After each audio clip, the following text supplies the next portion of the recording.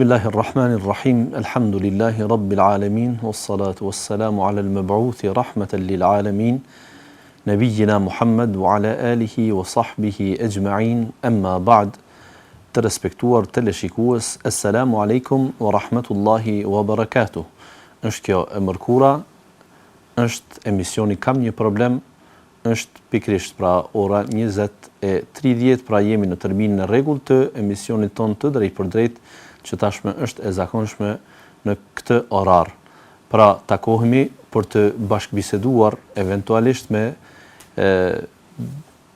dëgjuesit dhe shikuesit tanë që mund të paraqiten me problemet e tyre, për të marrë përgjigje, për të marrë udhëzime të nevojshme që të dinë se si të dilet prej problemeve eventualisht nëse ato ndodhin. Dhe siç dihet, pra nuk ka shtëpi pa tym, thot populli, e nuk ka jetë normale të një njeriu pa probleme. Pra gjithnjë problemet ekzistojnë, por njerëzit janë ata që i zgjidhin problemet. Njerëzit janë ata që mundohen të gjejnë zgjidhjen sa më adekuate, sa më të përshtatshme për të mos u bërë problemi një mollë e sherrit në mes të antarëve të familjes, në mes të individëve, në mes të shokëve, në mes të ortakëve, në punë, në mes të njerëzve me raporte të ndryshme që ata i kanë. Pra thjesht problemi ndodh, por edhe tejkalimi i tij duhet të ndodh.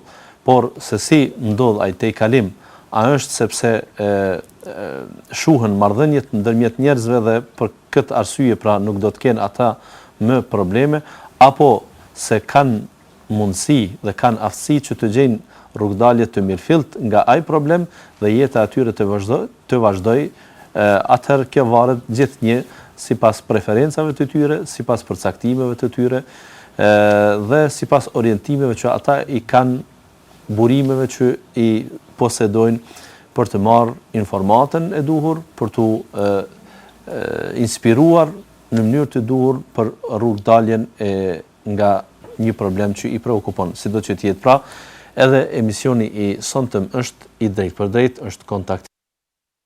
Presim telefonatat tuaja që numri ynë tashmë është i shfaqur në ekranin tuaj dhe po ashtu ju bëjmë me dijese ata që eventualisht hezitojnë që tu dëgjohet zëri i tyre në paraqitjen e problemit, ata mund ta bëjnë një gjë të tillë duke telefonuar, por që pyetja ose brenga e tij të arrijë deri tek unë këtu përmes regjistë, të cilët do ta regjistrojnë brengën e telefonuesit tan. Po ashtu ju bëjmë me dijese, ju edhe mund të na shkruani në adresën kam një problem @ks.com, ku ne eventualisht pra ato probleme që janë më me prioritet, ato probleme që kanë një zanafill të keqë ndoshta, por me mundësi të zgjidhjes së mirë, dhe po ashtu që nuk janë krejt të natyrës individuale, por që në një mënyrë apo tjetër mund të jetë problem që në më shumë raste mund të ekzistojnë në shoqëri, por dikush mund të ketë hezitim, dikush mund të ketë eventualisht mos gatishmëri që ta ngrej problemin, por do të përfitonte kur do të dëgjonte përgjigjen adekuate për të dalë nga ai problem. Për të mos humbur kohë ne e as ju, ne do të fillojmë me problemin që ka arritur në redaksin ton me shkrim dhe kërkojnë përgjigje urgjente dhe në fakt për hir të realitetit kjo pyetje nuk ka arritur sonte, por ka arritur që disa ditë në redaksi, siç më bëjnë me dije, por që është pritur emisioni Kam një problem që t'i jepet një përgjigje më e detajuar lidhur me këtë gjë. Thot jam një djalë që jam i fejuar dhe i kurorzuar, pra edhe ka bërë niqah. Dhe më ka ndodhur që të përsëris disa herë, ose të them disa herë kam shkurorzuar gruan. Dhe t'i them të fejuarës, pra, qashmo u kry e jona, largohu nga jeta ime, zhduku, ik, e tjera tjera. Unë kam lexuar, thot, mbi shkurorzimin, por këtë veprim e kam bë për me bë tërbije. për me përmirësu në disa çështje dhe nuk ka qenë me një jetë të pastër pra për qëllim të shkurëzimit.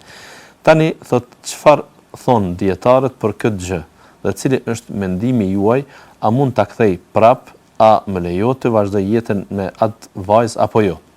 Dhe e sqaron shikuesi ynë arsyeën pse atij i duhet me urgjencë, thot më duhet përgjigje sa më shpejt sepse përpara këtij rasti ne veç kemi filluar që të përgatitem dhe t'i njoftojmë të afërmit tonë se së shpejti do të kemi edhe dasmën.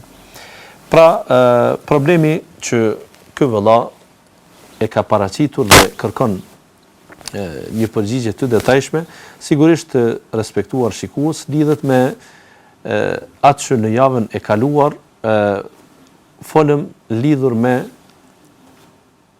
ta quaj etapat e bashkimit familjar në mes të një çifti. Sa janë ato? Janë 2 apo 3?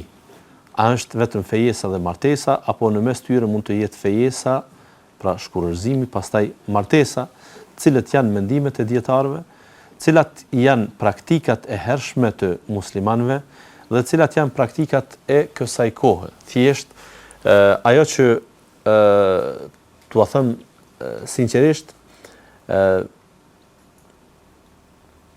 jemi falenderuar për çastin ndoshta gjatë kësaj jave për paraqitjen dhe çastin që kemi pas në këtë çështje dhe që e kemi shpalosur më detajisht sepse nganjëherë disa tema po ngelin tabu, të pashtjelluara, të papërmendura, po mbesin sikur pa përgjigje e duhur dhe aq më keq kur një realitet i caktuar po kalon në tradit, e që si tradit pra zakonisht njerëzit për ta pasur legitimitetin për hapjen e asaj të ashtu quajtur tradite, thirrën në islam, thirrën në parimet të islamit dhe ndoshta dhe obligimet të islamit. Unë jo që dua të them se kurorëzimi në këtë fazë është shpikje e re, por të njëjtën kohë metoda të cilën kanë filluar të rinjtë tanë ta praktikojnë për të ikur nga njëra anë prej haramit dhe në anën tjetër për të mos qenë në gjendje të marrin përgjegjësitë e kurorëzimit e niqahut, kjo është një praktikë jo e mirë që po ndodh pra në vendin tonë dhe për këtë, sikur thash në javën e kaluar do të përsëris, do të kisha kërkuar, për të mos thënë apeluar të kolegët hoxhallar që në këtë çështje çasjen ta kenë më të detajshme, më të hollësishme, që të jenë më parimor kur thirrën në çështje të fetvas ose në çështje të vendimeve të shariatit, që të mos luhet me familjen, që të mos luhet me gjinin femërore, që të mos luhet me askënd, jo se unë kam mendim, me adhallah, që kolegët hoxhallar kanë dikush prej tyre ndonjë pretendim të tillë, asesi, por jam ai që gaboj në këso fusha, jam ai që kur përmirësohem e vërej se ndoshta një fetva të cilën e kam lexuar ose një vendim i shariatit që mund të jetë i shkruar në disa libra, mund të jetë i dëmshëm nëse ai fillon të aplikohet në një shoqëri e cila nuk është e përgatitur për të. Dhe thjesht me kalimin e kohës merr një orientim, një kahje të padëshiruar, një çështje sikur që mund të ishte martesa në këtë rast ose çështja e kurorëzimit. Unë po përsëris edhe një herë, tradita që të fejohen një çift të merren vesh me familje dhe pas asaj pas një javë, 2 javë të bëjnë edhe kontratën martesore niqahun dhe me dije paraprakisht që ai djali nuk është në gjendje që ta marr të fejuarin e tij ose të kurorëzuarin e tij tashmë, bashkëshorten e tij, pra që me të ta kaloj jetën martesore, por që këta në këtë status të kalojnë ndoshta një periudhë të gjatë kohore për 4 vite, 5 vite, më pak ose më shumë, Dhe kësaj pra ta kalojnë jetën sikur të ishin të martuar, duke i shfrytzuar disa prej të drejtave të tyre, por duke mos u brengosur për obligimet eventuale që dalin me rastin e nikahut. Sa të shpeshta janë pyetjet, vetëm kjo do të ishte mjaftueshme që të analizohet nga hoxhallarët dhe të shihet ky realitet. Dhe unë e di se hoxhallarët kur e lejojnë nikahun nuk e kanë qëllim edhe këtë ta lejojnë, por kjo po ndodh dhe është rast i shpesh pra që ata të pyesin edhe për aborte, sepse ndodhin shtatzëni të padëshiruara, ndodhin raste që nuk janë të përgatitur ata për atë që mund të jetë si pasojë e një kurorëzimi, sidomos kur ai mund të ketë edhe komplikimet familjare, kur baba i vajzës nuk është në gjendje ta di më hollësisht kuptimin e nikahut. Nisur nga kjo, vjen edhe kjo problemi i këtij vllai që thotë un jam i fejuar dhe i kurorëzuar me nikah. Por më ka ndodhur thotë që ta përsëris disa herë, ti them pra të fejuarës çashmo u krye jona, largohu nga jeta ime e të ngjashme. Pra këtu është çështja e statusit.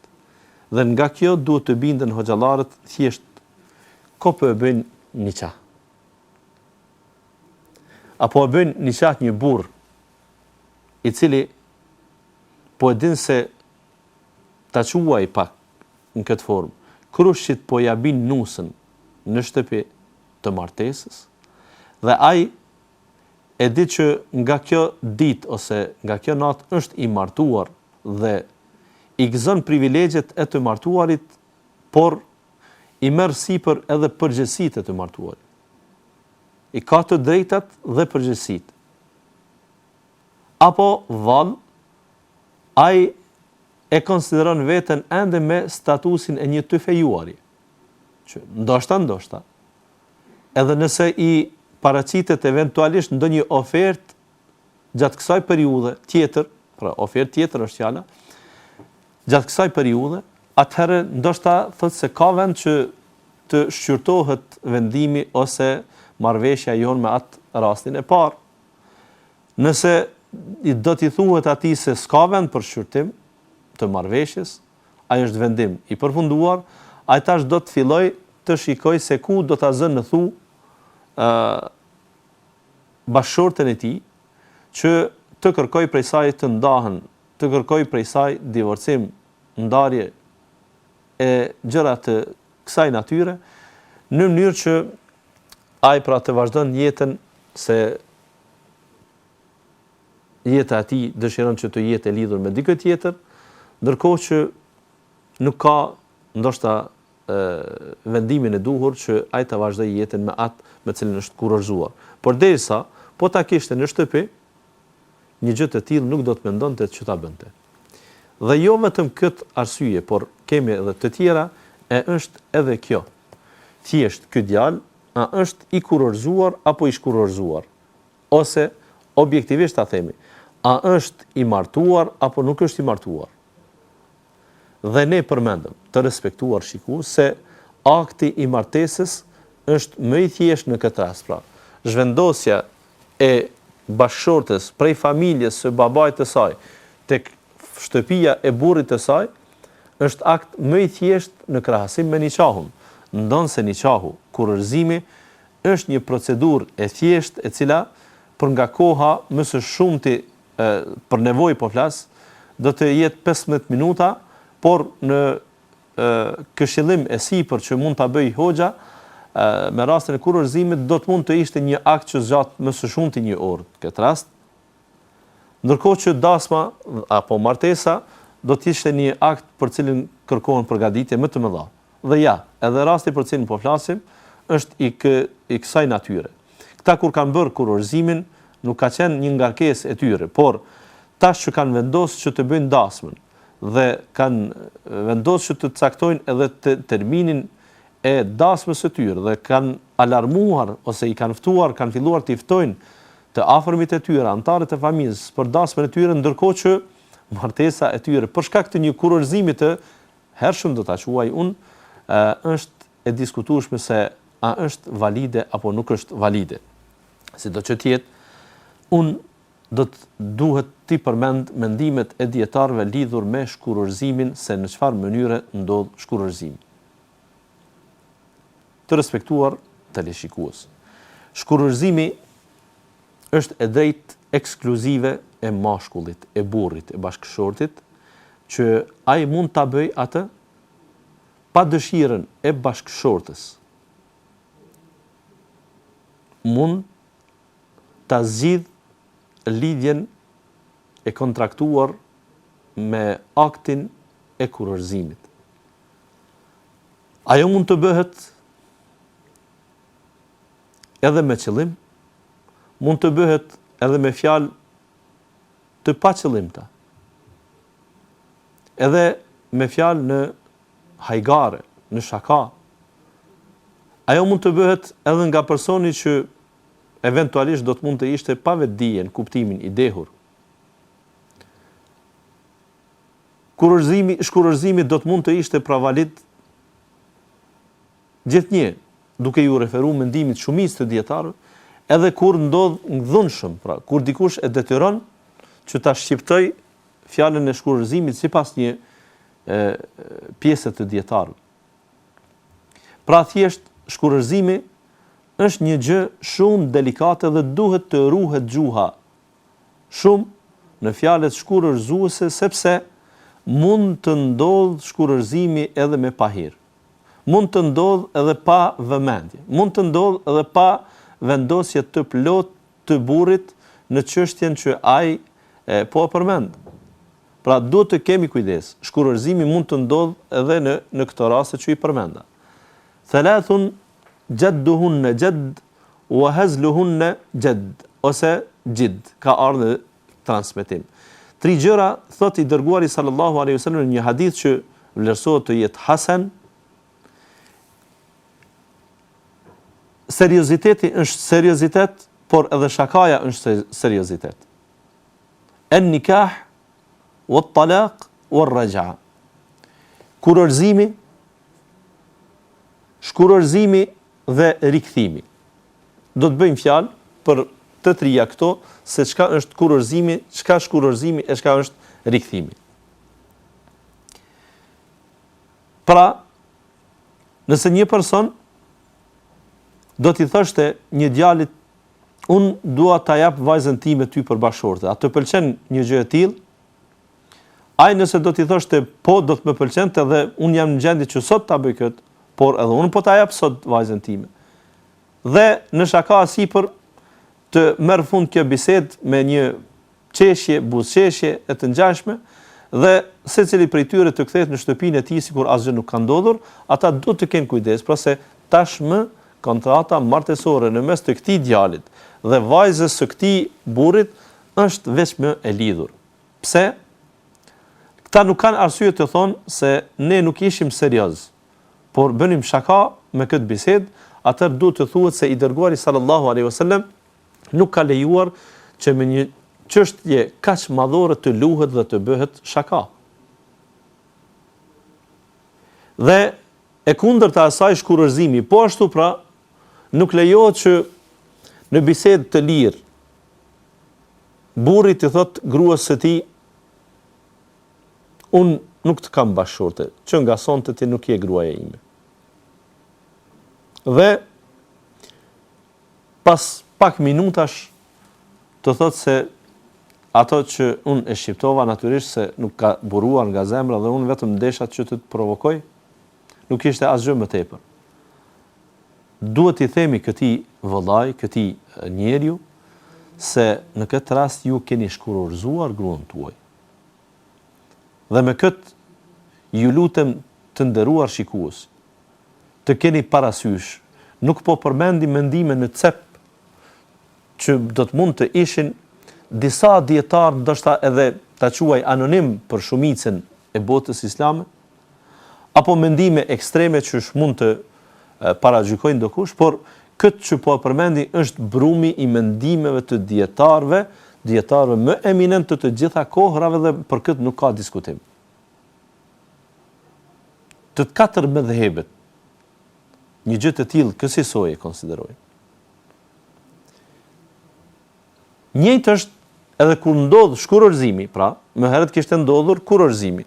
Tash ka ndodhur shkurorzimi, atëherë është mirë që në shpejtësi t'i kujtojmë teleshikuesit se gruaja e cila shkurorzohet nga burri është akoma në lidhje martësore me burrin e saj derisa ajo ta kalojë një periudhë që quhet periudha e idetit. Periudha e idetit është një periudhë obligative që duhet të kalohet në mënyrë që shkurorzimi i shqiptuar ta merr trajtën përfundimtare.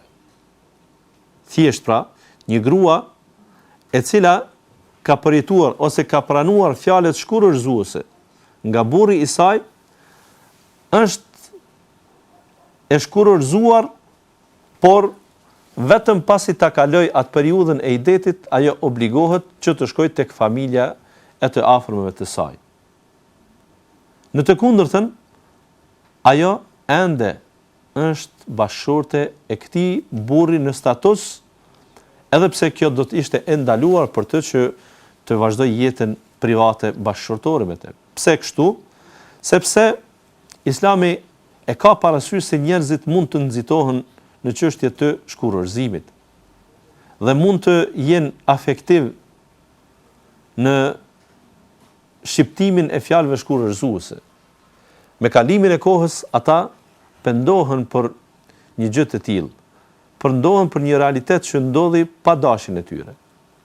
Dhe kësaj ata vinë deri tek përfundimi se ajo që unë bëra do të thoshte burri në këtë rast, ishte nxitim, ishte cytje e shejtanit, ishte vendim i gabuar, i përshpejtuar, i pamatur, e të ngjashme, dhe do të ishte i mendimit që prapë ta kishte bashkëshorte atë që e kishte bashkëshorte dhe dje dhe para një jave dhe para një muaji.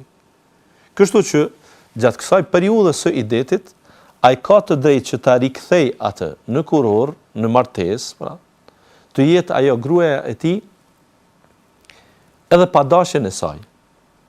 Kjo periudha e idetit që quhet, është periudhë që nuk duhet të ndalemi tash e që të mos i ngarkojmë shikuesit tanë me rregulla të hollësishme se sa zgjat, por dua të them fillimisht se ajo mund të zgjas në periudha të ndryshme, mund të jetë e shkurtër një muaj, mund të jetë me shumë kohë, me shumë periudhë të ketë kohore, mund të ketë 4 muaj 10 ditë, mund të ketë edhe më tepër. Ne kësaj nuk do t'i referohemi tani, por këtë do ta lëmë nëse është e nevojshme për ndonjë emision tjetër. Ka regjia më bëjnë me dije se kemi telefonat për të mos lënë shikuesin tanë që të pres më gjatë, këtu po e mirë presin. Alo? Alo. O po të një pyetje. Urdhoni? Unë konën 31 vjetë, martesi kom pasë me bashkëshortin. Mas 31 vjetë më ka qitë prish shtëpis, fëmijën e mëdhaj kom pasën, edhe ma ka prish kurorzimin për një femën tjetër, më ka largu prish shtëpis. Po? A e dhe haki jem ajo. Në rregull. Do të merrni përgjigjen në ndërkohë, ne do të vazhdojmë edhe pak me këtë përgjigje që kishim. Faleminderit për paraqitjen. Periudha e idetit pra mund të zgjas varësisht prej rastit të shkurorzimit, se si ka ndodhur, kush është personi i shkurorzuar, cile është statusi i saj dhe të ngjashme. Sido që tjetë gjatë periudhës së idetit, në shkurorzimin normal që do të ishte diku parafërsisht 3 muaj,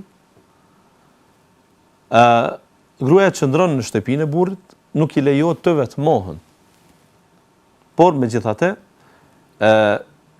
gjatë kësaj periudhe do të ishte shumë e mirëseardhur që burri t'i binte pishman, të pendohej për vendimin e mëparshëm dhe ta rikthente në kuror gruan e tij. Dhe kjo është rikthimi që e quajtëm, pra edhe kjo nuk guxon të ndodh me shaka.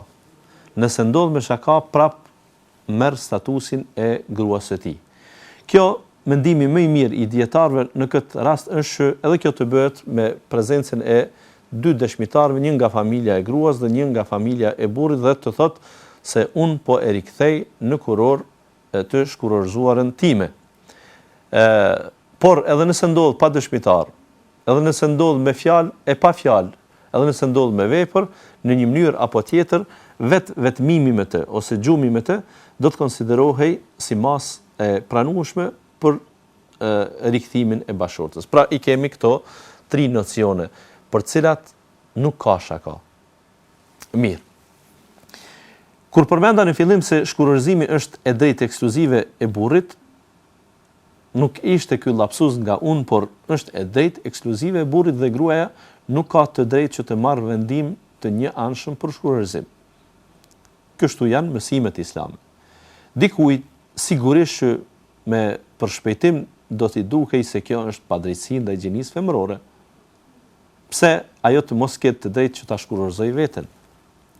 Të respektuar shikues, për të mos u zgjeruar shumë në këtë temë, mos i merrni shembuj rastet e dhunës që mund t'i shkaktoj një burr në familjen e vet, e që ajo tash nuk ka të drejtë të kërkojë shkurorzim.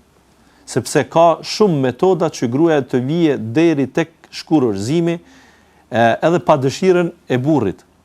Mirë po, për të ardhur deri tek ajo fazë, ajo do të ketë argument, sikur që do të ishte dhuna, sikur që do të ishte mos kujdesi, mos furnizimi i burrit për veshmbatjen e saj, për vendbanimin e saj, për ushqimin e saj. Do të kishte mundësi që të ishte edhe mbajtja varur e gruas, pra as ta trajtoj si bashkëshorte, e as ta liroj që të martohet ajo me dikë tjetër, pra ka shumë mundësi që burri të shkaktoj dëm e gruas së tij dhe rrjedhimisht nga kjo ajo ka të drejtë të inicioj kërkesën për shkurorzim dhe ajo mund t'i aprovohet nga gjykata pa kurfar problemi. Unë them, gruaja nuk ka të drejtë ta shkurorzoj veten vetëm pse po ka dëshirë. Vetëm për atë faktin që përmendëm më herët, që ndoshta eventualisht edhe ajo ka nuhatur diku një ofertë më të mirë për martesë dhe eventualisht dëshiron që të lirohet nga martesa e saj, sepse asaj nuk i lejohet që gjersa është e shkurorzuar të bëj kuror me dikë tjetër, madje as premtim për një gjë të tillë. Sepse ajo është imoralitet në atë rast. Dhe derisa kështu është stata, atëherë ka hadithe që flasin në rënd për një grua e cila e kërkon shkurorzimin pa kurfar arsye, vetëm se ka dëshirë. Pastaj duhet të dihet se nga natyra, dhe këtë nuk është se e flasin njerëz të caktuar, por këtë e thot Kurani, por e thot edhe shkenca, se nga natyra gjinia femërore është më emocionale. Për një hidhrim të vogël është në gjendje që ta përmend fjalinë e fundit, e cila nuk e ka vendin. Një problem i vogël bashkëshortor mund të tejkalohet me hidhrim të përkohshëm, mund të tejkalohet me ulje gjakrash dhe me zbutje të atmosferës së egër nga njëherë që ekziston në familje. Në moment pra ajo mund të kërkoj të shkurorzohet sikur të kishte të drejtë dhe t'i thoshte burrit se unë nuk jam grua e jotja, atëherë dhe do të prishe jeta dhe ndoshta nuk do të kishte stabilitet asnjëherë në jetë në mesin e bashkëshortëve. Sepse gruaja shpesh do të mund të përdorte këtë adut ta quaj dhe nuk do të mbetej ndoshta shumë pak rastet të kurorës do të ngeleshin si të gjalla dhe aktive deri në fund të jetës. Pastaj duhet të përmendi edhe një realitet tjetër. Kthimi ose rikthimi i gruas është e drejtë e burrit që ta bëj dhe këtë në një numër të caktuar. Burri pra ka të drejtë që të marrë vendim për shkurorzimin e gruas së tij. Kur e bën këtë? E kemi mënyrën e shkurorzimit e cila është mënyrë shumë e sofistikuar. Pra, burri nuk guxon që ta shkurorzoj bashkëshorten e tij derisa ajo është në periudhën e të përmuajshme të saj. Pse? Se nuk duhet që ai eventualisht të përdor një gjë që për femrën është krejt e natyrshme, nuk është nga faji i saj dhe eventualisht për faktin se lidhja e tij me të nuk do të mund të ishte shumë e gjallë sa në periudhë të mëhershme, dhe kësaj ai do të merrte vendimin më lehtë për shkurorzim se sa kur ndodh femra e pastërt. Pastaj nuk i lejohet në esencë, po flas, burrit që ta shkurorzoj gruan e tij edhe në periudhën e pastërtisë në të cilën ai ka është vetmuar me të, respektivisht ka fjet me të. Pra, ai mund ta marrë një vendim për shkurorzim dhe ai duhet të presë që asaj, pra t'i vinë të përmueshmet e saj, t'i kaloj ato dhe në momentin kur ajo pastrohet, nëse ky person e ka mendimin për shkurorzim dhe është serioz, atëherë tash është momenti që ai ta përdor një gjë të tillë, pra fjalën shkurorzuese dhe gruaja e tij të kaloj pra e shkurorzuar. Dhe ajo duhet të pres tash edhe 3 cikle të kaloj që të merr formën përfundimtare shkurorzimi i tyre. Nëse ky shkurorzim ka ndodhur dhe brenda një jave, një muaji, respektivisht 2 muajve, burri ka të drejtë dhe e shfrytëzon të drejtën e tij për ta kthyer bashortën e tij. Ky është një shkurorzim. Pas një periudhe, ta zëm pas një viti, prap kanë pasur zënka dhe mosmarrveshje këqit bashkëtorë dhe kanë vendosur që prap të ndodhë shkurorzim. Dhe të njëjtën procedurë, siç përmenda më parë, burri e shkurorzon për të dytën herë gruan e tij. Prap në këtë periudhë të idetit, pra të pritjes, burri ka të drejtë ta rikthej në martesë gruajën e tij. Sepse ajo, po të vdiste ky burri, do ta trashëgonte akoma. Ajo është në idet. Lidhja tyre ende është valide, është legjitime. Dhe tash ky person duhet të ketë kujdes. Në rast se edhe një herë pra, për herë të tretë vendos që ta shkurorzoj gruan e tij, atëherë më nuk ka të drejtë të rikthimit. Pra, rikthimi mund të ndodhë vetëm 2 herë. Rikthimi mund të ndodhë vetëm 2 herë dhe në këtë rast, pra, gruaja e cila eventualisht shkurorzohet për herë të tretë,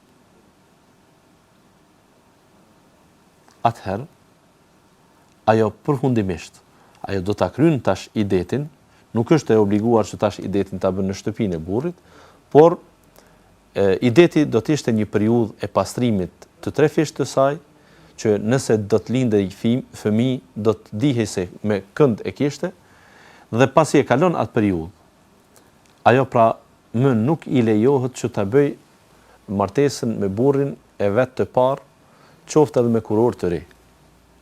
Pra thjesht, eventualisht, ajo do të mund të lejohej nëse është martuar në një vend tjetër, jo për qëllim vetëm për të lejuar për burrin, por që është martuar në martesë të rregullt, dhe ndoshta edhe atje nuk ka pasur fat që të ketë jetë të lumtur bashkëtorë me atë burrin tjetër, ose i ka vdekur ai burri, dhe ai pra në një mënyrë apo tjetër është ndarë kjo nga ajo, nga ai burr, pra tash do të mund t'i lejoj këtij me kontratë të re martësore që të martoheshin përsëri.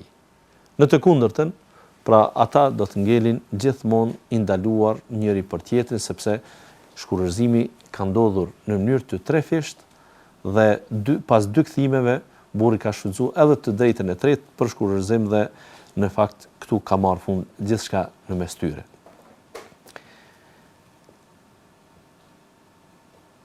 Në rast se burri përdor fjalët e shkurorzimit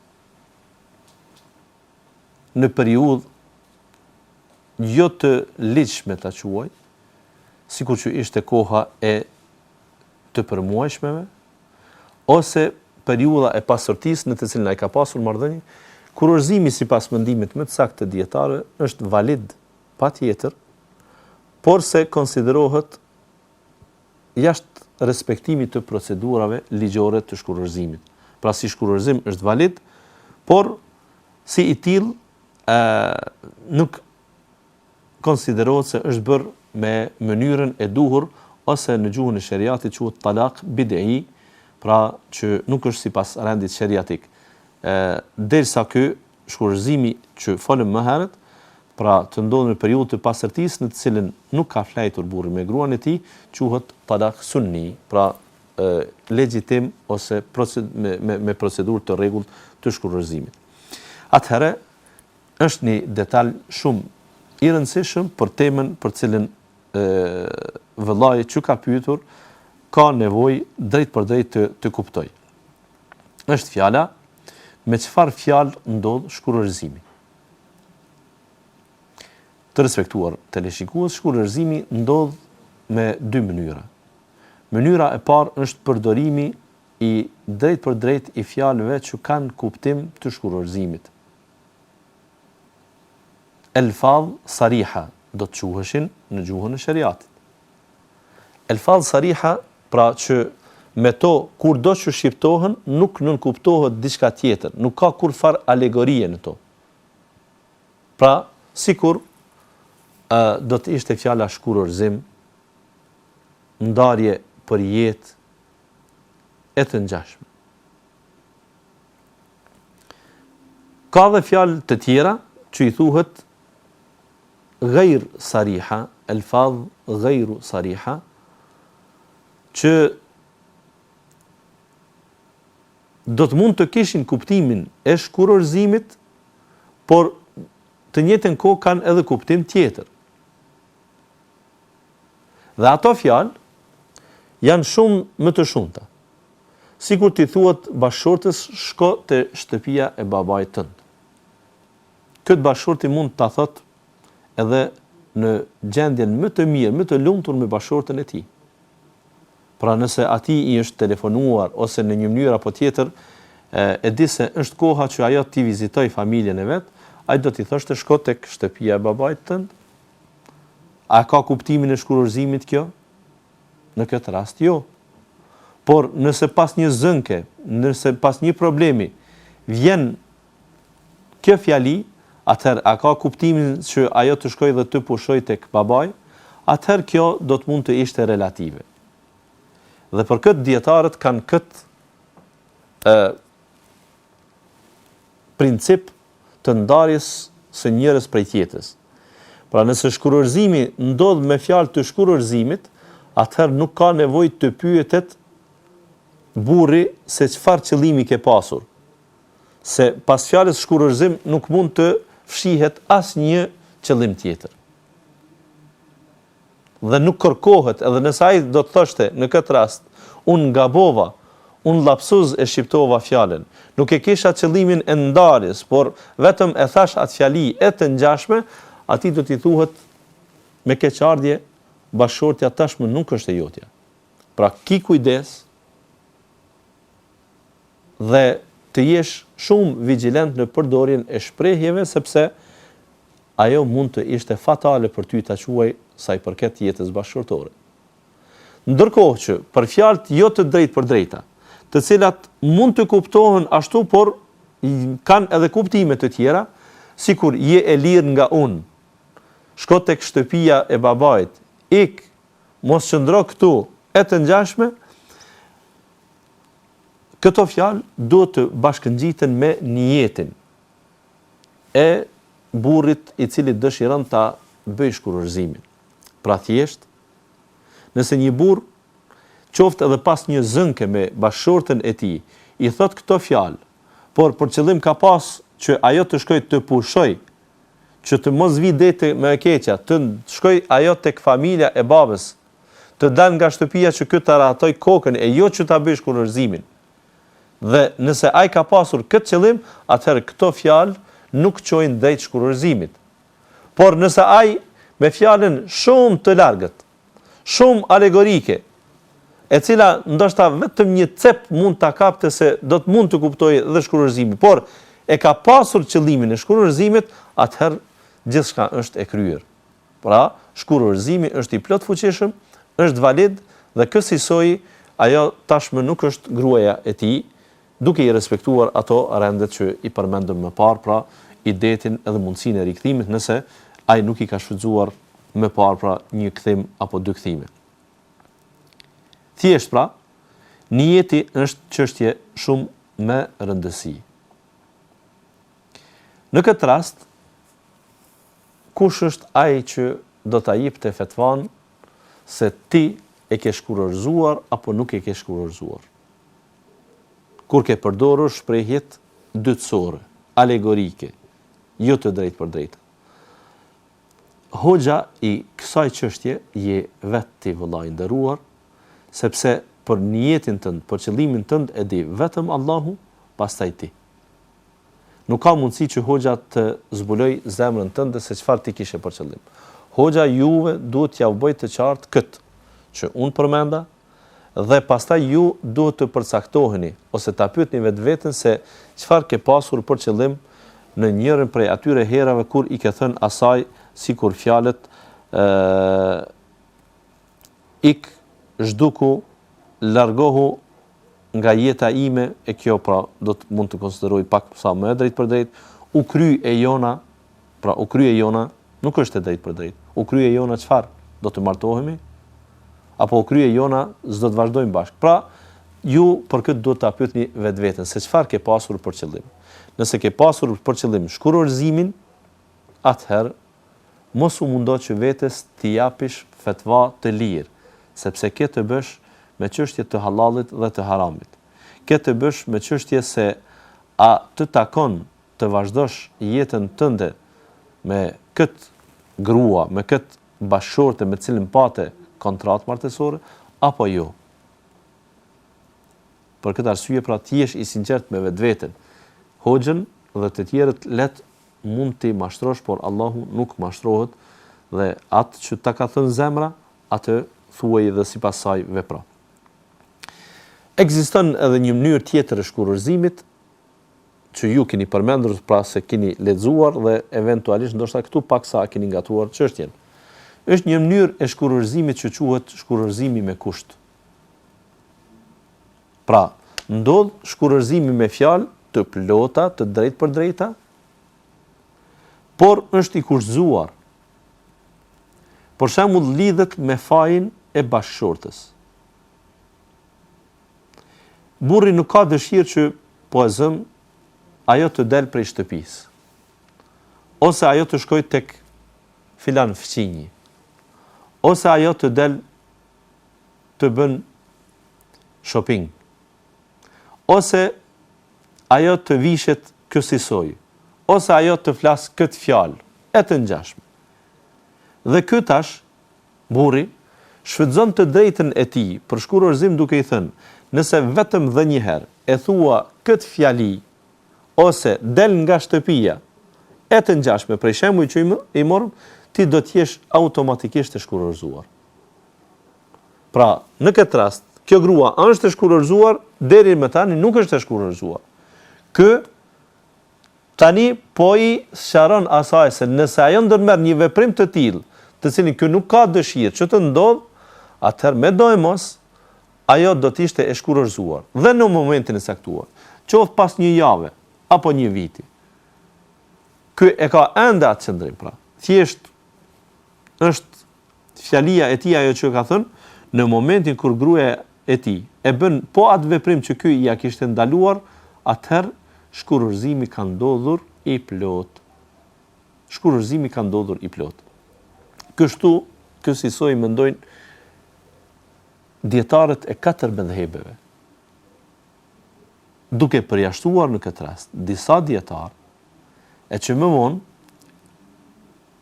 janë ndjekur edhe nga shumë gjykata sheriatike në botën islame, sepse në të drejtën familjare të respektuar shikues, në botën islame me shumicë, e në botën arabe në veçanti, edhe tek ato shtete që udhhiqet me sistem socialist apo ato tjetër me sistem demokrat, çështja e të drejtës familjare, e drejtës civile udhhiqet nga e drejta sheriatike. Pra inkorporon të gjitha mësimet e sheriatit dhe me atë punohet. Ky është realitet. Dhe pra shumë gjykata sheriatike punojnë me këtë mendimin tjetër që disa dietar e mendojnë se nëse ky shkurërzimi i kushzuar ndodh jo me dëshirën për të ndodhur shkurërzimi, por për ta kërcënuar femrën, gruan, se unë e urrej daljen tënde nga shtëpia, ose unë e urrej filan fjalën tënde, ose unë e urrej një veprim tëndin të caktuar aq shumë, sa që nëse ti atë e vepron për mua, më mirë do të ishte shkurërzimi, se sa fjala apo vepra jote ajo, atëherë ndodh shkurërzimi. Por nëse ky personi, burri pra, ja thot këtë fjali për ta kërcënuar atë, por nuk e ka këtë qëllim, por e ka atë që ju thoni për ta bërë tërbije. Pra ja keni kushzuar shkurërzimin për ta bërë tërbije e jo për ta shkurërzuar. Thjesht, për ju më e hidhur do të ishte shkurërzimi se sa dalja e saj nga shtëpia për të bërë pëzëm pra shopping, siç përmenda. Ti nuk dëshiron që ajo të bëj shopping pa lejen tënde ose pa ty. Por të njëjtën kohë, ti nuk e konsideron aq mëkat të madh, sa që për të ndërmarrësh masat e shkurërzimit, pra thjesht ti dëshiron që asaj t'ja alarmosh situatën, por jo që edhe vërtet ti mendon asaj, atëherë për këtë lloj shkurërzimi disa prej dietarëve kanë këtë mendim pra. Kanë këtë mendim që ky lloj shkurërzimit nuk është valid.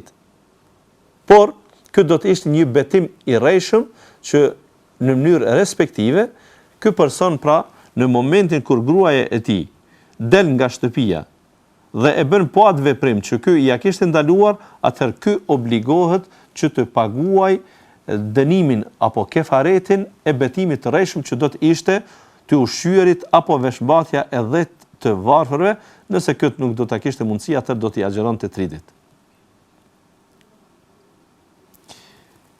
Do të vazhdojmë, por nga regjia me bëjnë me dije, se prap kemi telefonat, ne do t'a kishim marrë edhe këtë telefonat të radhës. Alo? Alo? Po? Selam aleikum. Aleikum selam.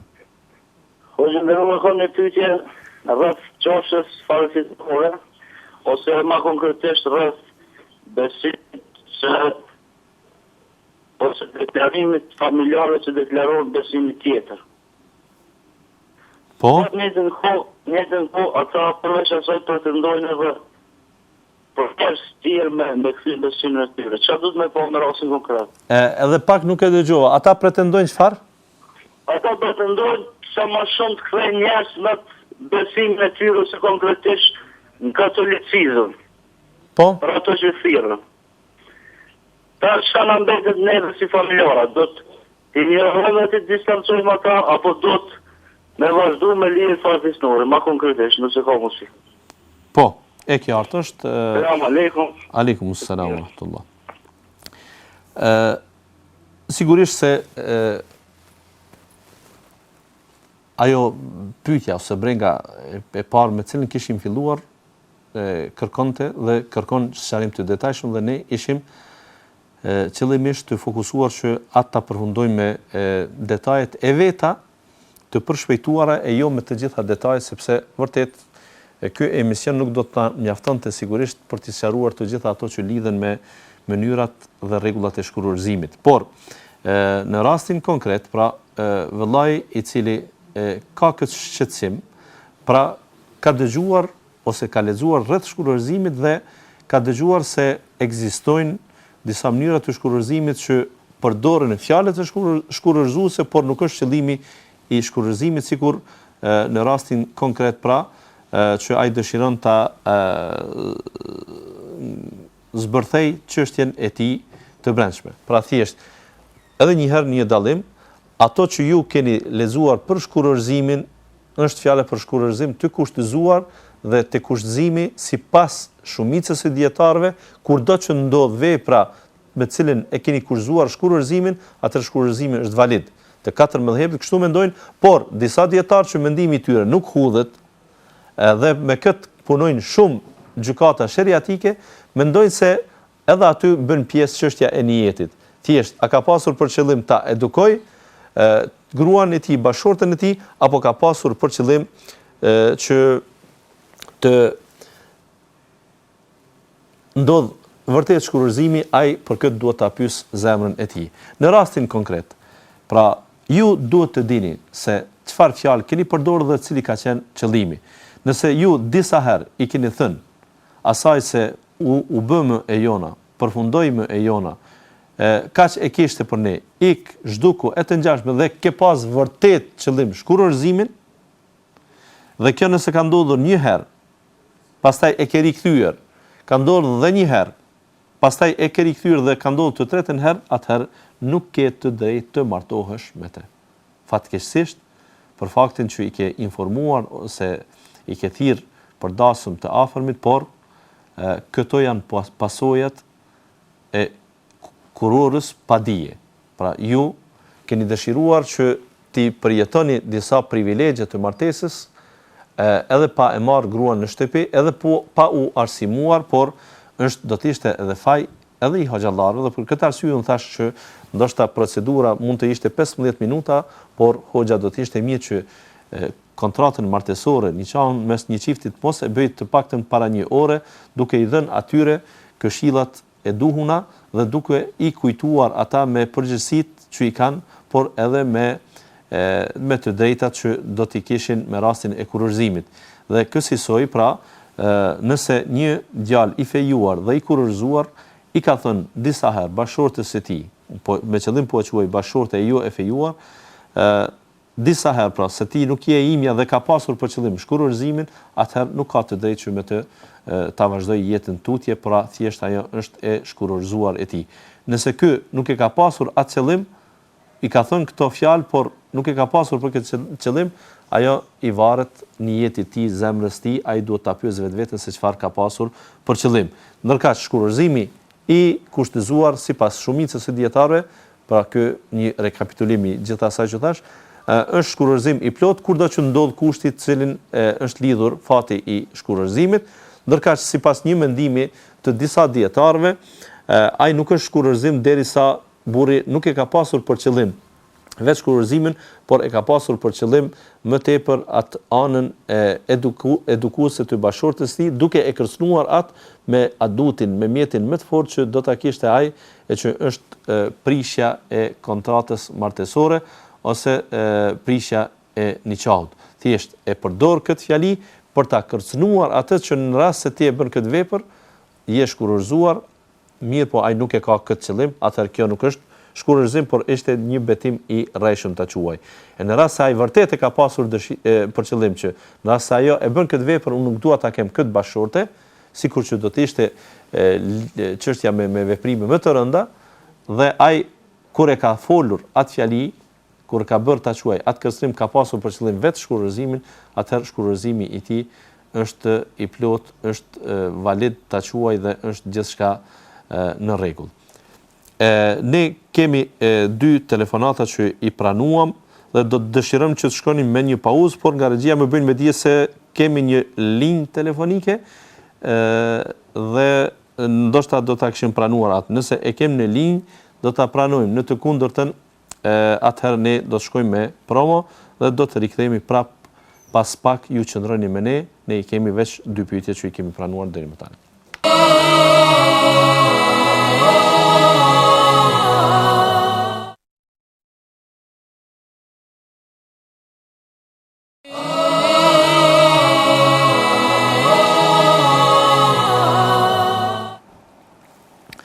Po pra, të respektuar teleshikues, rikthehemi në emisionin. Kam një problem dhe ne, siç ishit edhe ju të informuar, pasi që telefonatat ishin të drejtë për drejta dhe dëgjuesit tanë të cilët ngrenë problemet e tyre, paraqiten në emision, ishin ata që u paraqiten me zërin e tyre dhe ju tashmë i dini edhe pyetjet e tyre. Ishte një motër e cila një nën ta quajmë, 31 vjet martesë kishte me burrin e saj, dhe pas kësaj periudhe, për faktin se ai dëshironte të martohej me dikë tjetër, tashmë e ka qitur në rrugë. Siç thot ajo, pra e ka shkurorëzuar këtë dhe a ka haram një gjë të tillë. Padyshim se ne folëm se e drejtë ekskluzive është e burrit shkurorëzimi. Por kjo nuk do të thotë se burri ka të drejtë që të përdor këtë të drejtë të tij edhe pa arsye. Thjesht atij i ndalohet që ta shkurorzoj gruan e tij pa kurfar arsye. Vetëm këtu kemi një dallim se ai ndalim i tij nuk e ndryshon statusin e bashkëshortës së tij, por do të bënte një shkelje fetare që do të jepte që patjetër burri i juaj ju hyn në hak ju, pra ka për të dhënë llogari për shkurorzimin që e ka bërë pa fajin tuaj. Pra në aspektin ligjor ta quaj, shkurorzimi është valid, është i plotfuqishëm, nuk ka kurfar dileme në këtë, por do të përgjigjet në ahiret ai për veprimin e tij që ka ndërmarr, pse e ka bërë këtë shkurorzim në mënyrë të padrejtë. E sidomos, arsyeën që ju keni ngrenë dhe keni përmendur është vërtet e papranueshme, sepse burri ka të drejtë që të ketë më shumë se një bashkëshorte brenda një periudhe, pra brenda një nikahu ta quaj. Dhe nëse ai dëshiron që të martohet me dikë tjetër, asesi nuk kërkohet prej tij që të ndahet prej gruas së parë.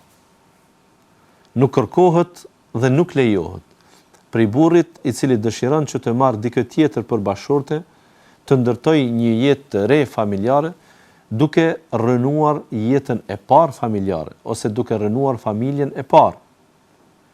Ky mund të ishte një botkuptim të jetë i gabuar, i papranuar me Islam. Pra thjesht burri duhet të ketë parasysh se ka të drejtë ta marrë gruan e dytë, por për këtë nuk kërkohet nga ai e as nuk lejohet që ta shkurorzoj gruan e tij të parë në emër të kësaj dëshire. Madje duke ju qasur kësaj çështjeje, duhet të bëjmë edhe më shumë ta quaj apel te këta burra të cilët dëshirojnë të martohen, por ndoshta nuk i kanë kushtet që t'i mbajnë dy bashkëshorte dhe kësaj ata vendosin që të ndahen nga gruaja e parë në mënyrë që t'i lëshoj vendin apo shtëpinë ajo gruas tjetër që ai dëshiron të martohet. Kjo është mizori.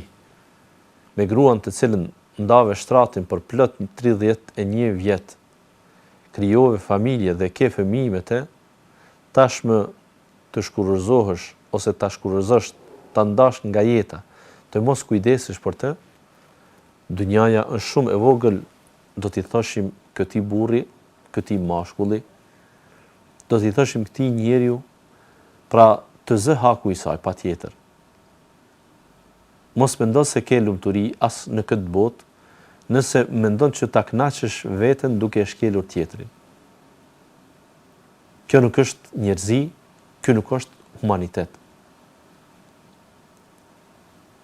Mbaj 2 gra në një kuror është e drejtë e jotja legjitime. Por t'ja shkatrosh jetën dikujt, kjo asesi nuk pranohet.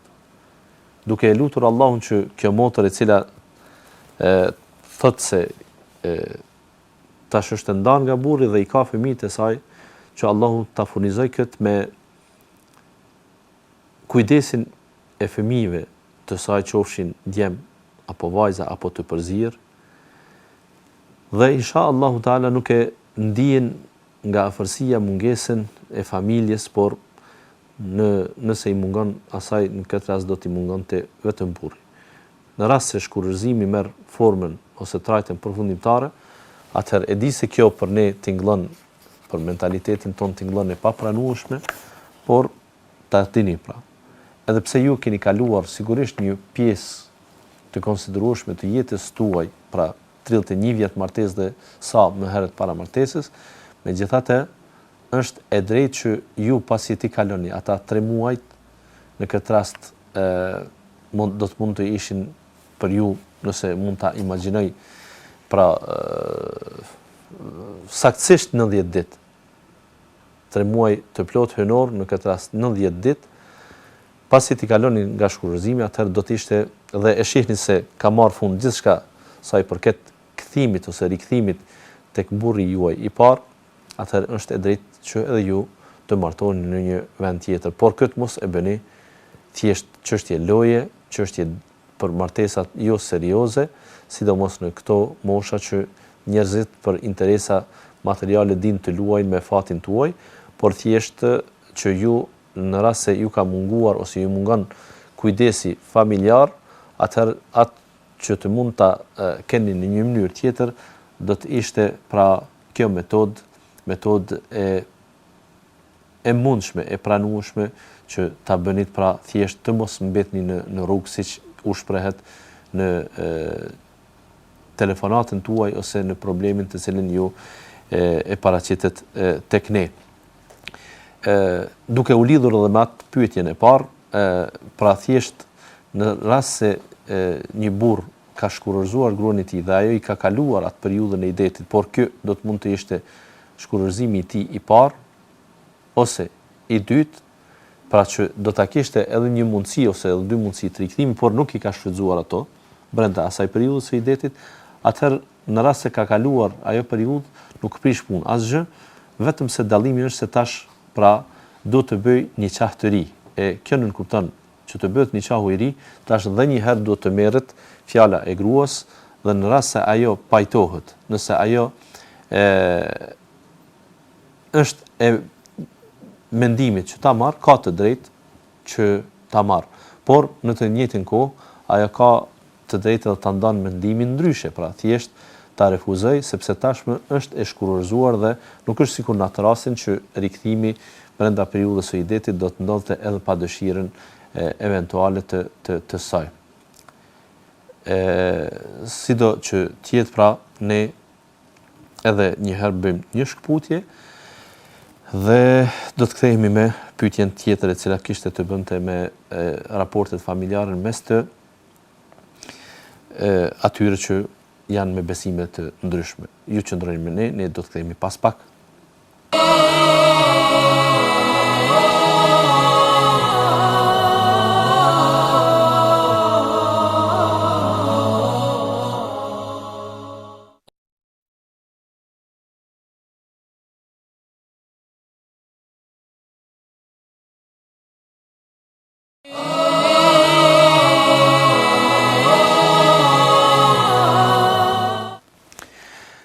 Selamu alaikum, rikthehemi dhe një herë pra në emisionin Kam një problem. Emision ky që transmetohet drejt për drejt në PIS TV në gjuhën shqipe, është kontaktues dhe është i hapur për të gjithë ata që në vete bartin ndonjë breng, ndonjë problem për cilin kanë nevojë që të shprehen dhe të marrin përgjigjen adekuate për të kaluar atë problem në mënyrë sa më paqësore, sa më të duhur dhe që vetë zgjidhja e problemit të mos krijojë problem tjetër ose eventualisht të mos krijojë ndonjë problem më të madh, pra në mënyrë që njerëzit të jenë sa më afër zgjidhjes ose ofertës për zgjidhje që e bën Islami, ata mund të paraqiten në Kam një problem i cili është enkas për shikuesit e këtij emisioni. Ne patëm një telefonat ku një vëlla musliman thot në rast se brenda familjes ka dikush që eventualisht është konvertuar, pra thjesht ka ndryshuar besimin e tij dhe ai mori shembull besimin katolik, por pyetja sigurisht është e përgjithshme çfarë do të qoftë ai besim dhe të njëjtën kohë ai fillon të kaloj edhe si lloj misionari në atë besimin e tij. Thjesht çfarë duhet të ndërmerret në raport me te, derisa ne e kemi të afërm, cilat do të ishin lidhjet familjare ose cili do të ishte kufiri që na duhet ta kemi në mes të respektit dhe mbajtjes së lidhjeve familjare, me të kundërtën ta quajmë me mos respektin dhe me refuzimin ose kputjen e atyre lidhjeve familjare për këtë çështje. Fillimisht, vëllai nderuar, ju falenderoj për shqetësimin që keni dhe të njëjtën kohë që kjo çështje vërtet është e natyrës problemore. Ndonë se lidhet me çështje të besimit, por ju nuk ju intereson saktësia se kush e ka me hak ta bëjë një gjë të tillë, por ju intereson se cila do të ishte sjellja thjesht, a mbetet raporti i brendshëm familjar, raporti i cili duhet të respektohet edhe pas kësaj faze kur dikush ndryshon besimin dhe dëshiron që të kaloj edhe në therrës të atij besimi. Thjesht unë duhet t'ju them se nganjëherë njerëzit mund të jenë misionar për çështje interesi. Por në esencë çështja e thirrjes në një besim pasi dikush është i bindur në të, është çështje krejt parimore dhe për këtë nuk duhet që ne as të brengosemi në atë kuptimin e fjalës të shqetësohemi, as ta shohim si diçka të madhe. Thjesht, çështja e besimit është çështje që dikujt i flen në zemër ai besim që e ka ose që e ka përqafuar. Me të ai dëshiron që të jetoj jetën dhe të ringjallet. Kemi një telefonat me Bymedin nga regjia, atëherë i themi alo kujt. Selam alaikum. Aleikum selam wa rahmatullah. Desha të pyes, burrë më ndalon prej shumë gjërave, domethënë prej edhe të shkuarjes të familja ndonjëherë më ndalon. Dhe desha të di që a ka të drejta e mbi këtë gjë. E qartë. Një sharëm të lutur. Po. Selam alaikum. Aleikum selam.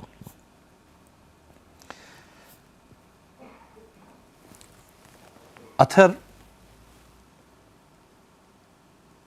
cila do të ishte sjellja e një njeriu kur ai e ka një besim dhe me atë besim dëshiron që ta kaloj jetën e tij të kësaj bote dhe dëshiron dhe e sheh si opsion të vetëm.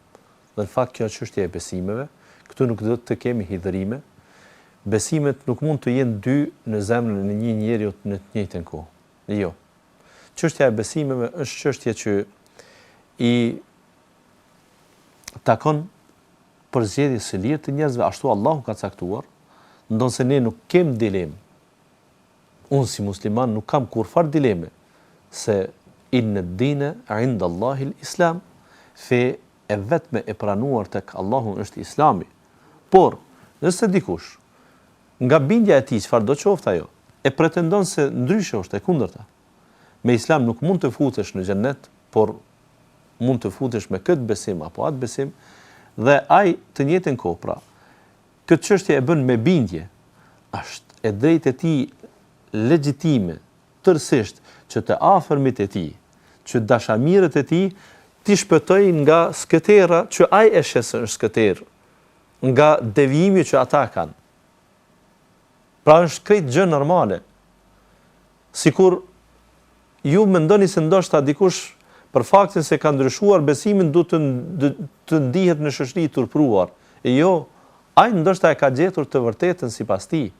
Dhe atë të vërtetë dëshiron që t'ia shijoj edhe tjetrit. Dhe në gjuhën popullore pirolla i qoftë për punën ai që bën. Problemi ku është, vëllai nderuar? Problemi është jo tek ti personalisht, por tek rastet e përgjithshme që ne jemi musliman vetëm për adet. Që besimin ton, edhe nëse e shprehim se është besimi më i mirë, edhe nëse deklarativisht e mendojmë se vetëm kjo është rruga e shpëtimit, megjithatë këtë rol nuk e luajmë me familjarët tanë. Si ka mundësi që një besimtar i drejt, edhe i sinqert në besimin e tij si musliman, e di se, po e marrim shembull, për mos faljen e namazit, njeriu më të paktën dënohet me zjarr të xhehenemit, më të paktën e mendimeve të dietar, dënohet patjetër me zjarr të xhehenemit dhe mund të shpëtoj në ndërkohë pasi ta kryejë dënimin. Derisa ka mendime dietarë që mendojnë se ai përjetësisht do të jetë në zjarr të xhehenemit. Natyrisht, nga 3 mëdhëbet, këtë mendim i përfaqëson vetëm një mëdhëb. Se do të thonë, personi i tillë është i përjetshëm në zjarr të xhehenemit. Megjithatë, është e sigurt se personi i cili nuk e fal namazin, e braktis namazin duke mos e mohuar gjithnjë, duke e ditur se e ka obligim, ai thjesht nuk e fal namazin, i tilli ka për t'u dënuar. Si është e mundur që ju ta dëni dhe ta trajtoni për baba, për nën, për vëlla, për motor, për bashkëshorte. Dhe në çështje të dynjas nuk e leni që ai të ndërmerr ndonjë veprim i cili do të ishte në shkatrues për te. Nuk do ta lejoni të bënte ai një tregti ku ju e dini se ai ka humbje në atë biznes. Ju nuk do ta kishit lën atë që të bënte as një veprim që do ta cënonte pasurinë e tij apo nderin e tij apo diçka të ngjashme. Shtrohet pyetja, si e lejoni? Si bëheni razi? Si pajtoheni që ai të jetë njëri prej të mundshmeve për t'u dënuar me zjarr xhehenemi, vëllai nderuar, ndërkaq ti ha dhe pi me të, qeshesh me të, bën shaka me të, kalon momente gazmore me të. Nuk ta ndjen fare për të. Nuk e thirr kurr në namaz.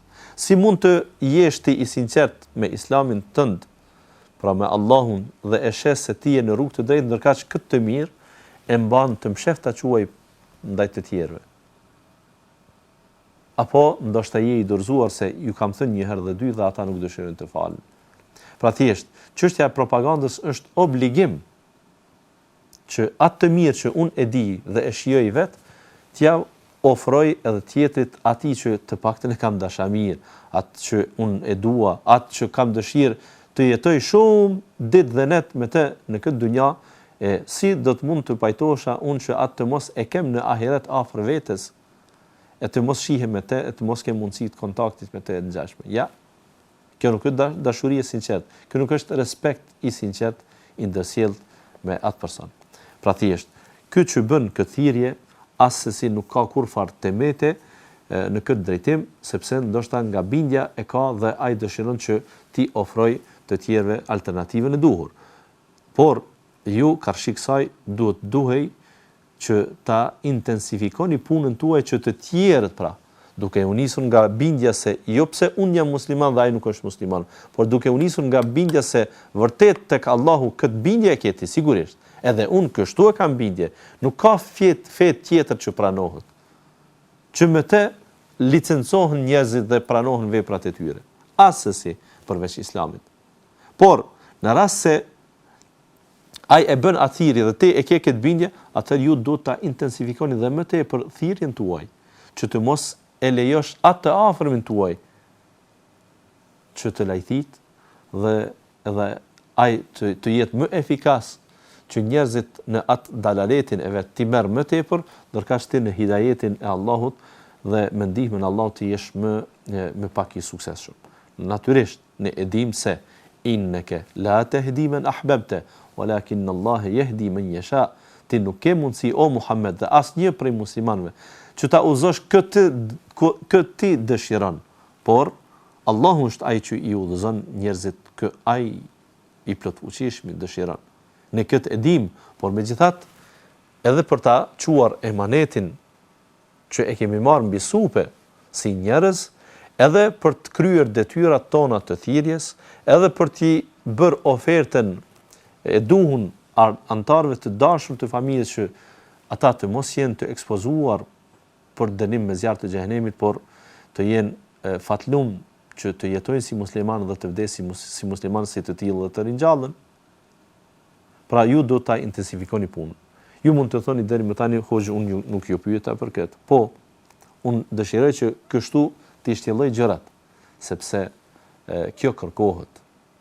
Sa i përket raporteve, natyrisht se i afërmi ngelet i afërm pavarësisht besimit të tij. Derisa ne jetojmë me të, derisa ai ty nuk të lufton për shkak të besimit, pra respektohesh me të si njeri, është e ndaluar që ju t'i kputni lidhjet. Përveç nëse e dini fare mirë dhe jeni të bindur se bojkoti i mundshëm dhe jo hidhrimi, bojkoti i mundshëm do të mund ta bënte atë që të ndryshoj vendimin e tij për çështjen e besimit, atëherë një gjë e tillë do t'ju lejohej. por nëse e dini se ju fare nuk keni ndikim në këtë drejtim, por në të kundërtën edhe një gjë e tillë ndoshta mund ta çoj atë edhe më larg këtij qëndrimi, pra thjesht të ftohet edhe më tepër, atëherë mos provoni një gjë të tillë, por i mbani lidhjet me aq sa kërkohen të mbahen lidhjet, pra të bëni vizita të ndërsjellta dhe tashmë mund të obligohet që krahas punës që ai e bën, ju ta bëni tuajin, pra që atë ta thirrni në besim në mënyrë shumë paqësore, në mënyrë shumë të edukuar, që thjesht të mund të jetë ashtu shëmbëltyr Muhamedi sallallahu alaihi wasallam për ju, sikur ai pra e ka ftuar xhaxhain e tij, i cili ishte mbështetësi kryesor në thirrjen e tij, pra për plot 10 vjet në Mekë, në 10 vitet më të vështira, dhe ai i tha: o xhaxhai im, thuaje shahadetin që për shkak të ndihmës që më ke bërë dhe mbështetjes që më ke dhënë, të kem mundësi unë që të bëj shefat në ditën e gjykimit tek Allahu, por kët nuk më lejohet që unë ta bëj për mosbesimtarët. Thjesht pra kësaj kërkoi ai. Aty ishin të pranishëm edhe të tjerët kurejshit, paria kurejshite që ishin mushrik, ishin politeist, ishin pagan, dhe ata të njëjtën kohë e bënin athirjen e tyre. Pejgamberi sallallahu alaihi wasallam nuk u llafos me ta, e as me xhaxhain e tij, e as nuk provoi që atyre t'ju thonte largohuni, dilni nga shtëpia se unë këtu jam në shtëpinë time të xhaxhait tim dhe ju nuk keni asgjë çfarë të përziheni e të ndërhyni në çështjet tona familjare. Jo, nuk pati kjo sisoj sjelljesh, ndonse ai u pikëllua fort për kalimin në amshëm të Ebu Talibit si jo besimtar, por kjo është çështje caktim i Allahut që nuk varet prej nesh. Kjo është e tëra që do të thoja për këtë çështje. Natyrisht pyetja tjetër e radhës, e cila është e fundit dhe këtë po vendos unë, sepse është çështje e kohës, që është e ngushtë dhe nuk do të kem mundësi që ne të shtjellojmë edhe ndonjë problem tjetër. Për faktin se ne motrën e kuptuam dhe i dham fjalën se do të përgjigjemi sonte, ne do të përgjigjemi në një pjesë të pyetjes së saj sonte në mënyrë të përshpejtuar dhe duke pasur parasysh se kemi shumë pyetje ose shqetësime të njerëzve që kanë të bëjnë me xhelozin, këtë inshallah taala do ta bëjmë në mënyrë më të zgjeruar për javën e ardhshme dhe sonte do të themi se jo, burri i cili ju ndalon nga shumë gjëra është e drejtë e tij deri diku, por jo në mas të tepruar, e sidomos kur ka të bëj me çështjen e vizitës së familjes tuaj. Vizita e familjes, unë nuk them se nuk mund të kufizohet nëse ajo është e shpeshtë. Unë nuk them se nuk mund të kufizohet mënyra e shkuarjes deri tek familja. Unë nuk them se nëse ai ka dëshirë që kjo të mos bëhet, për shembull, nëse jeni brenda një qyteti me familjen tuaj, po zëm, dhe ai nuk dëshiron që ju të shkoni në këmbë, qoftë edhe me një fëmijë tuaj ose me një të afërm, për shkak që ai i di pse, por dëshiron që sa herë ju të shkoni e shoqëruar me të, ose të shkoni me automobil, me makinë. Thjesht pra kjo është e drejtë e tij që të zgjedh mënyrën, dhe natyrisht që nëse ai e ka këtë arsyetim dhe nuk është në gjendje që çdo ditë sa herë ju kërkoni ose keni nevojë ta bëni atë vizitë, aq ju shoqëroj, dhe ndoshta mund për këtë arsye të reduktohen. Mirë po, burrat do të kenë parasysh se në çështjen e të drejtës së udhëheqjes në familje, e këtu pra lidhet çështja me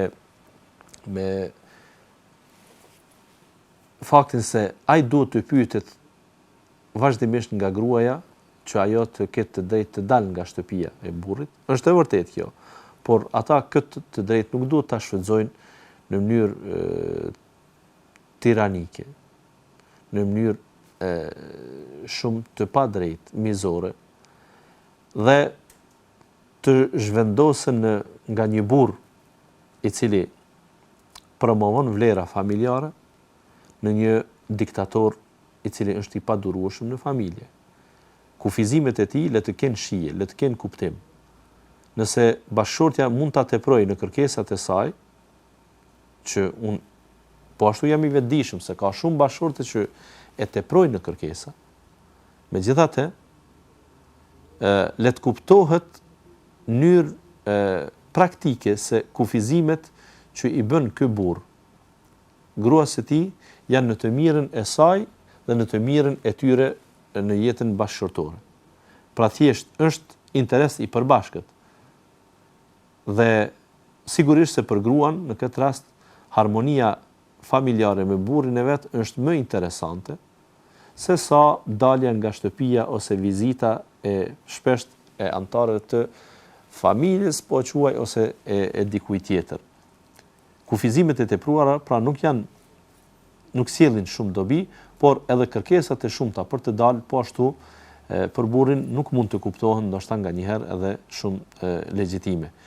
Megjithatë, le të mundohet burri të krijojë kushte, ambient gruas së tij sa më të volitshëm që ajo të jetë më pak e nevojshme që të dalë nga shtëpia, por edhe të njëjtën kohë, nëse nevoja e kërkon që ajo të dalë, atëherë le të i përmbahet ajo mësimeve islame në veshje, në dalje, në paraqitje, në bisedim, në komunikim me të tjerët të ngjashme, në mënyrë që thjesht dëshira për të dalë nga shtëpia mos të shndërrohet në një problem bashkëshortor i cili do të mund të çonte një ditë rreth drejt ndarjes po quaj, ose do të mund ta bënte jetën të zymt kur një grua pra thjesht e bën çejfin e saj në vizitë gjatë ditës dhe thjesht bëhet e zymt gjithë nata në atë familje për faktin se burri nuk e bëri, pra nuk i dha lejen me shumë dëshirë ose thjesht e pengon dëshira e saj për të dalë dhe thjesht ata duhet të ruhen dhe duhet ta ruajnë njëri tjetrin në këtë drejtim.